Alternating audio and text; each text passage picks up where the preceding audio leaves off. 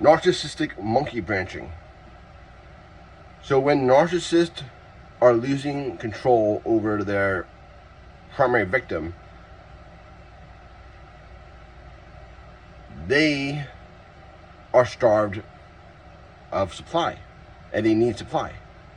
So when they're still in a relationship with their main victim, they, behind closed doors, start a relationship with a new victim. So there's an overlap between the old victim and the new victim.